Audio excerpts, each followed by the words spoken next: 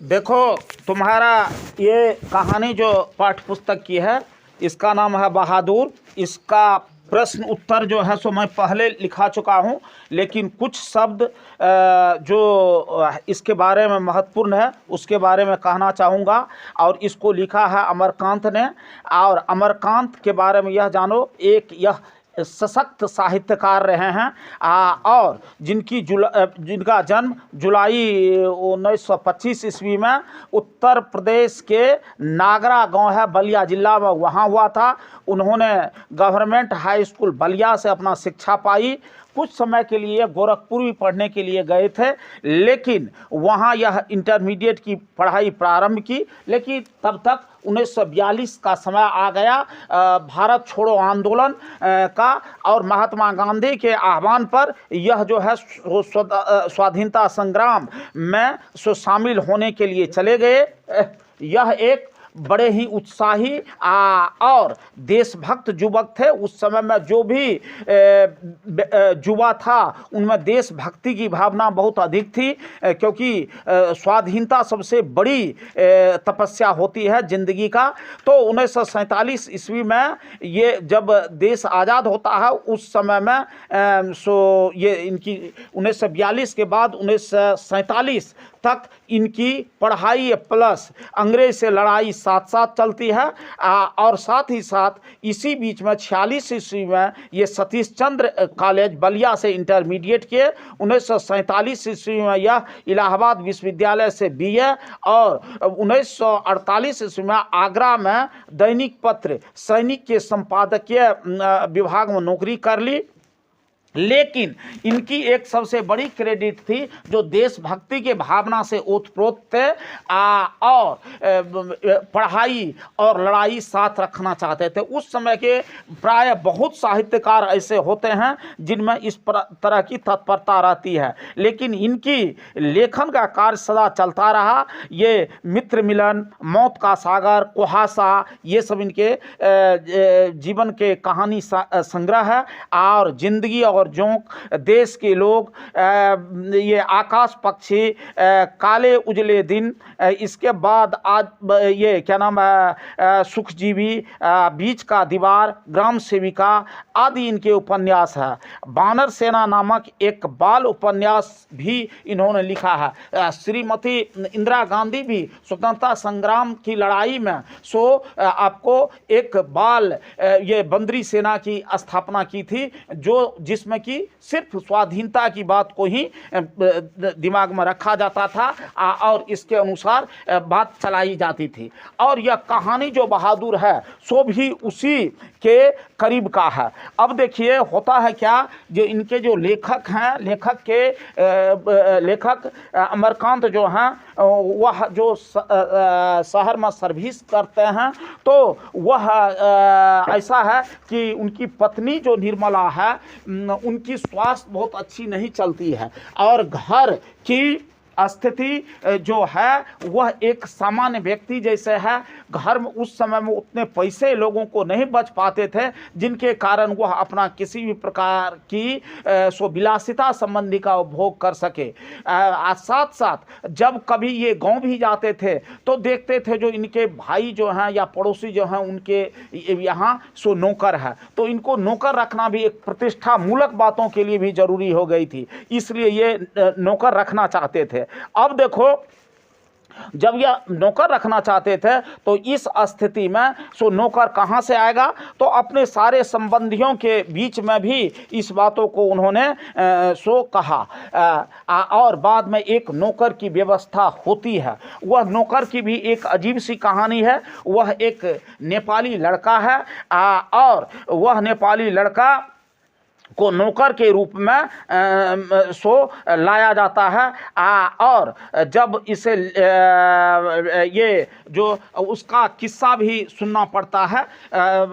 किस्सा इस प्रकार है, जो वह नेपाली लड़का जिसका गांव नेपाल और बिहार के सीमा पर था, उसका बाप युद्ध में मारा गया था और उसकी माँ सारे परिवार का भरण पोषण करती थी। माँ उसकी बड़ी गुस्सेल और थी और छोटी गलती पर भी उन्हें वे गुस्सा में आ जाती थी और कभी कभार बच्चे को मार पीटती थी।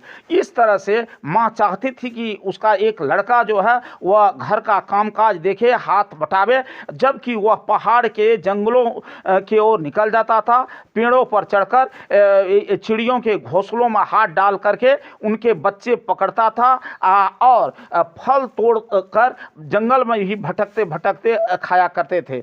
एक बार उसने भैंस की पिटाई बहुत अच्छी से कर दी। माता को यह एहसास हो गया जब वह भैंस दौड़ती हुई उनके माँ के पास आती है कि यह जो है सो मार खाकर भैंस आया है, तो जो इसको मारा है उसकी पिटाई हो। तो पशु के प्रति उनका बहुत ज़्यादा प्रेम था और वह जीवन का सहारा भी उस औरत का बन गया था। इसलिए वह बेटा को उससे अधिक पिटाई कर देता था, क्योंकि वह घर में तो किसी काम के लिए हाथ बटाता नहीं था।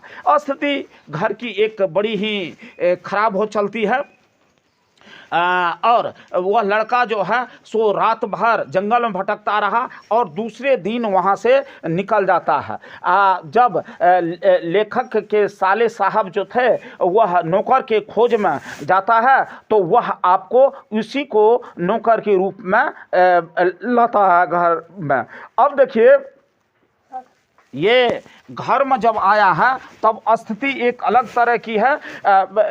ये बहादुर जो है सो घर में जब आता है तो उसका नाम जब पूछा जाता है तो वह अपना दिल बहादुर बताता है।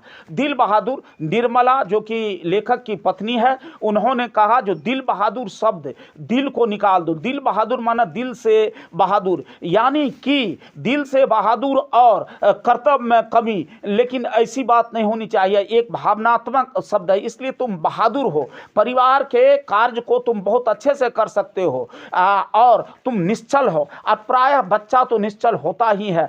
तो निर्मला उनका नाम जो है सो दिल बहादुर से बहादुर रख देता है। अब देखिए, बहादुर की जब बात आती है तो वह एक लड़का एक इस प्रकार का था कि उसको जब पहली बार देखा था लेखक ने तो वह 12-13 वर्ष का युवक था। उसका रंग गोरा, मुंह चपटा और शरीर ठिगना चकट की तरह दिखाई देता था। वह सफ़ेद नेकर और आधी बाँह की सो सफ़ेद कमीज पहने हुआ था और भूरे रंग का पुराना जूता पहना हुआ था। उसको घर में ला करके सो ये रखा जाता है नौकर के रूप में। नौकर के रूप में जब रखा जाता है तो वह अपने दायित्व का निर्वहन एक नौकर के रूप में बड़ा ही उत्कृष्ट प्रकार से करता है। अब जो पहले घर में कोई भी व्यक्ति सो काम के लिए व्यस्त रहता था, वह अब सो सारे लोग को इससे समझो जो छुट्टी ही हो गई है। घर की सफाई से लेकर के और कपड़े की सफाई तक सारे कार्य वही क्या करते थे। और साथ ही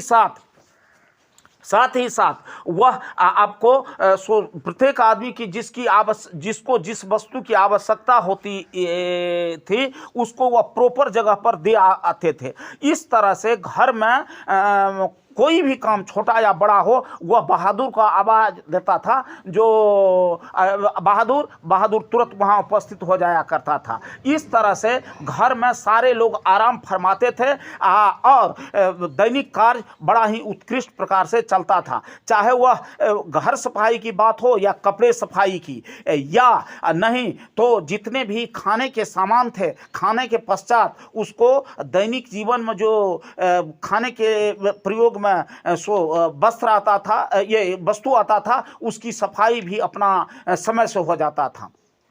और घर में भी एक अजीब सा ये शांति आ गई थी। ये उनकी पत्नी जो थी निर्मला, लेखक की पत्नी निर्मला, उसकी भी स्थिति सो काफ़ी सुधरने लगी थी। कारण वह जो उनको आराम मिल रहा था। और घर में एक बहादुर के आने से, वास्तव में बहादुर का कमालियत बहादुरी से था और सारे लोग उस चीज़ को एहसास कर रहा था। अब देखो, जिस घर में सुबह सवेरे उठना था, अब 8 बजे उठता है। 8 बजे से पहले कोई नींद नहीं अपना छोड़ता है और सारे नींद में सोए रहते हैं। और सारा घर का कार्य समय से संपादित हो जाता है। अब इस तरह से दैनिक कार्य चल रही है। लेखक जब कभी आते हैं, मैंने लेखक का यह दिन में आना तो कोई काम बात ही नहीं, क्योंकि वह दफ्तर को या कार्यालय या ऑफिस से शाम में जब आते हैं तो इस सारे घर के लोग जो हैं सो एक एक करके अपनी बात की फरियाद करते हैं। और बाद में नंबर आता है बहादुर का। बहादुर भी अपना दिन की जिंदगी बताता है, किस तरह से वह कैसा काम किया। और वह लेखक को यह बताते हुए अपने को गर्वान्वित महसूस करता है, जो मेरे बात को मेरे मालिक जो हैं सो बहुत ही उत्कृष्ट प्रकार से सुन रहा है। और इस तरह से वह छोटे छोटे बातों को जो उनके द्वारा घर में की जाती थी, अपने दैनिक जिंदगी, इसके बाद फिर लेखक के बेटा से लगाव, इसके बाद निर्मला से उनके वार्तालाप, ये सारी बात बताते थे। यहाँ बाल मनोविज्ञान, यहाँ बालकों की सोच का भी एक उत्कृष्ट नमूना प्रस्तुत होता है। इस तरह से यह आपको जीवन कटता जाता है। साथ ही साथ उनके बातों को भी देखता है। इसके बाद फिर उनकी एक विशिष्ट प्रकार की हंसी भी रहती है। उस हंसी को देखने के बाद लेखक को भी बहुत अच्छा भाता है। लेकिन इस तरह दैनिक जिंदगी जो बड़ा ही सुख, चैन और शांति से बीत रहा था, सारा कार्य समय से संपादित होता था, उसमें एक ज्वालामुखी सा आ जाता है।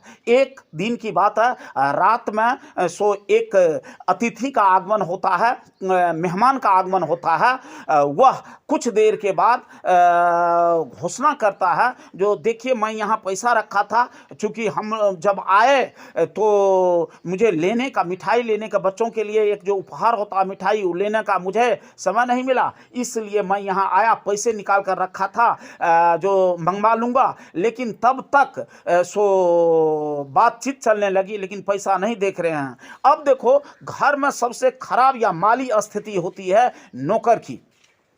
वह नौकर जो बहादुर उस घर में रहता था, सबका दृष्टिकोण उसी पर पड़ जाता है जो यही चुराया है। उनसे पूछा जाता है, लेकिन वह तो एक इनोसेंट बच्चा है, एक भोला भाला बच्चा है। कार्य में तेरी मेरी की उसमें बात नहीं है, कार्य में वह तल्लीन रहने वाला है दिन रात। तो वह जो है अस्वीकार कर देता है। परिस्थिति यह होती है, लेकिन सबका ध्यान उसी के ऊपर है जो यही बालक चुराया है। और सबका नज़रिया बदलने लगता है। कभी उनके लेखक के लड़का से मार खाता है, तो कभी निर्मला की फटकार और मार उसको लगती है। एक दिन ऐसा होता है कि लेखक खुद भी उसको मार बैठता है। जिस दिन लेखक ने उसको मार बैठा, उनका दिल बिल्कुल फट गया। कारण यह है, जो वह अपने पिता, असली पिता तो युद्ध में मारा गया था, माँ के क्रूरता से ग्रसित होकर के जब वह यहाँ आया था, तो इसके जिंदगी का एकमात्र सहारा वह लेखक हो गया था। लेकिन लेखक जब उनको मारा तो उनका दिल विदीर्ण हो गया, दिल फट गया और वह वहां से निकल जाता है। जब इनकी खोज होती है तो वहाँ ये बहादुर जो है सो रात ही निकल गया होता है। देखा जाता है तो वहाँ कुछ नहीं, वह एक टूटी हुई चारपाई पर सोता था। उसको माँ ने एक यहाँ से लेखक की पत्नी एक पुरानी दरी दे रखी थी, उस दरी को वो बिछा देता था। अपने साथ एक गो ले गया था सो चादर, जब घर से बहादुर निकला था तो उसको वह उस पर फैला देता था। इसके बाद सोते समय में वह अपने जेब से एक कपड़े का प्रत्येक दिन टोपी निकालता था, थोड़ा उसको बाएं तरफ करता था, आईना था छोटा सा, उसमें अपने मुंह को देखता था, और फिर जेब से कुछ कागज निकालता था, संभवतः वह ताश का कोई पत्ता रहा हो, उस तरह का चीज को दो चार बार फेंट फाट करके लगा उगा करके फिर आईना को मुंह के सामने रखता था, हंसता था और इसके बाद वह रख देता था। जब उनकी घर की बात होती है तो वह अपना भी कुछ सामान छोड़ दिया था। निर्मला को बहुत ज़्यादा कचोट होता है। निर्मला कहती है, सोचती है जो अगर इस बच्चे को यह बच्चा अगर कुछ पैसा लेकर के भागा रहता तो एक सोचने की बात थी। कारण वह भी अपना कुछ सामान सो छोड़ गया है। इसका मतलब है जो उस दिन जो इस बच्चे को मार लगी थी वह बच्चा मार खाने वाला नहीं था। इन्होंने ये पैसा नहीं चुराया था। हमारे यहाँ जो अतिथि आए थे वही अपनी प्रतिष्ठा वृद्धि करने के लिए सो पैसे का चोरी का इस पर इल्ज़ाम लगाया, जो सत्य नहीं था। इधर लेखक का भी दिल विदीर्ण होने लगता है। कहता वह सोचता है जो प्रत्येक दिन जब मार लगती थी तो कोई बात नहीं थी, लेकिन इस दिन जो ये और सदस्य मारते थे, लेकिन मैं उनका अंतिम सहारा था। मैं जब मार बैठा उसी दिन वह भाग गया। इस तरह से यह जो है सो बड़ी ही बहुत बड़ा गलती हुआ। ऐसा होना नहीं चाहिए था, लेकिन तब तक तो वह भाग चुका था। तो देखो इसमें एक बहादुर बच्चे पर चोरी का जो लांछन लगाए हैं, इससे मानसिक स्थिति विदीर्ण हो जाती है। क्योंकि बहादुर जो है सो ईमानदार, नेक, कर्मठ, सुशील और भावुक नौकर था। वह चोरी के नहीं बल्कि कार्य के लिए कायल था। अब देखिए एक इस प्रश्नोत्तर में अंतिम प्रश्न जो है जिसमें कहा गया है कहानी की शीर्षक की सार्थकता स्पष्ट कीजिए। परीक्षा में यह पूछता है जो इसकी बहादुर कहानी की सार्थकता स्पष्ट कीजिए। इसका अर्थ होता है इस कहानी का सो शीर्षक बहादुर ही क्यों हुआ और अन्य क्यों नहीं देखा गया। तो इसमें तुम देखोगे बालक जो लेखक के घर में नौकर का काम करता था वह कहानी का मुख्य पात्र है। साथ ही साथ इसमें बहादुर नौकरी करने के लिए पूर्ण स्वच्छंद में था और वहाँ स्वच्छंद में था। वहाँ माँ की मार खाने के बाद वह घर से भाग गया था। उसके बाद वह लेखक ने घर का काम करने के लिए उसको रखा, जबकि उसके साले साहब इस नौकर को लाया था यहाँ तक, और यहाँ उसने नौकर के रूप में सो अपना बाल सुलभ मनोभाव का सो भी परिचय देता है। इसके बाद ईमानदार, कर्मठ, सहनशील बालक के रूप में सो बहादुर का चरित्र बड़ा ही उत्कृष्ट है। प्रताड़ना, झूठा आरोप को वह पसंद नहीं करता था और फिर वह भागकर स्वच्छंद हो जाता है, स्वतंत्र हो जाता है। साथ ही साथ लेखक के पूरे परिवार अपने अच्छे छवि का चित्र अंकित करता है बहादुर पर। ऐसे में सो बहादुर ही इसका नायक कहा जा सकता है, क्योंकि कहानी का केंद्र बिंदु वही है और पूरी कहानी का कथानक उसी के चारों ओर चक्कर काटता है। इस प्रकार यह शीर्षक जो है बहादुर वह सार्थक है और सत्य है। इसमें बालक को केवल नौकर की भूमिका में नहीं रखा गया है बल्कि विद्यमान अन्य गुणों की चर्चा की गई है। इसलिए नौकर शीर्षक ही यह इसका सत्य है और सटीक है। यही होता, दूसरा नहीं हो सकता है।